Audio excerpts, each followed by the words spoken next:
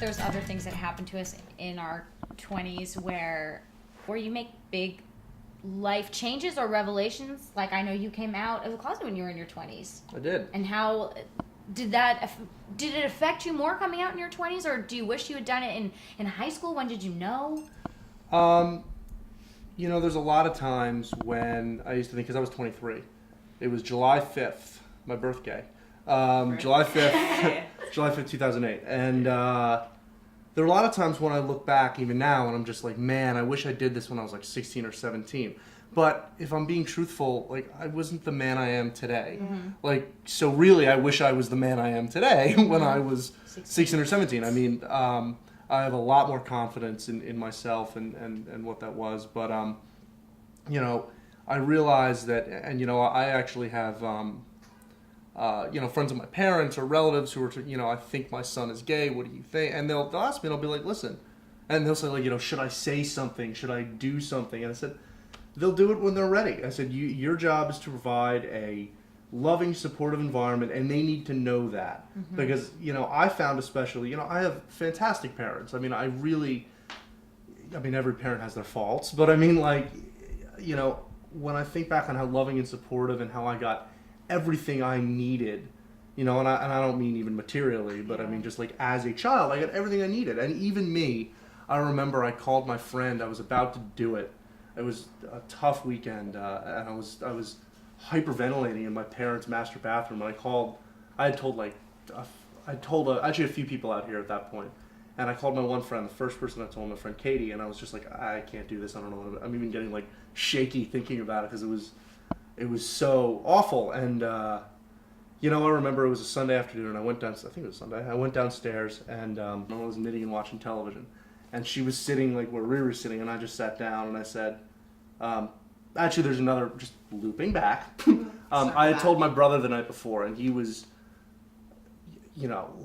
war on Ken. He wasn't like pissed, but he was standoffish. He had just had a daughter like 3 months before, and his first question was, "What are we gonna tell her?" I was like, "She's 3 months.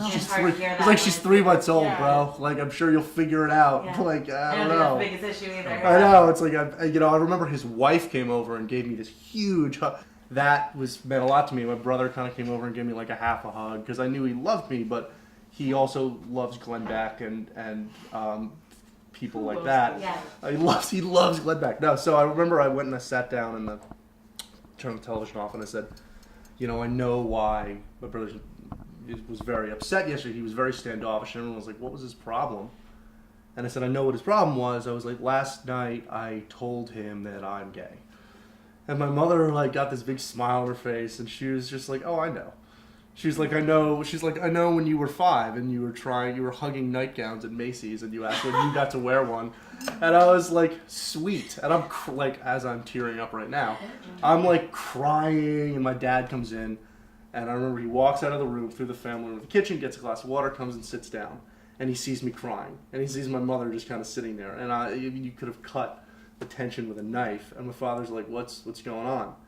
And I repeated it again, and I was like, so yeah, I told my brother Darian that I told him I'm gay, and my father just goes, really?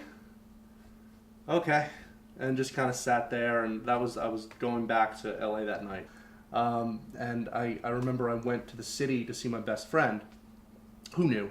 And I turned to him, I was just like, my dad didn't talk to me, and my brother wouldn't talk to me, and my mother was like awkward and weird, but I mean, she was lovingly awkward and weird, but like didn't know what to do.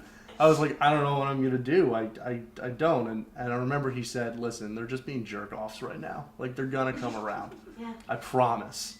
And did they? Yeah, so my mother obviously, again, was fine. And like 3 days later, I was flying back 3 days. My story is full of holes. Totally not verifiable. I was in the airport and I got a call from my dad. And he was like, so, you really dropped a bomb on us a couple days ago. And I was like, yeah, I didn't know what to say. And this is the part where this is the part where I always get a little teary-eyed. Because my dad goes, listen, obviously, he said something like, wouldn't be my choice for you, but he goes, He said, "You're my son and you're my boy." I cry every time I say this. It's okay. He said, but the sad thing about this is that my coming out story is so soft compared to so many Doesn't people. matter. It's like It's still yours. getting thrown out of the Yeah. house and whatever. But I mean, this is so. He said, "You're my son and my boy," and the idea of living out the rest of my days without my son just isn't an option for me. So it is what it is, and that was really that. And my brother, it took him a while, but he came around, as they all did, and it's a better life. I mean, you're with yourself. You're comfortable with You're yourself. out and you're yeah.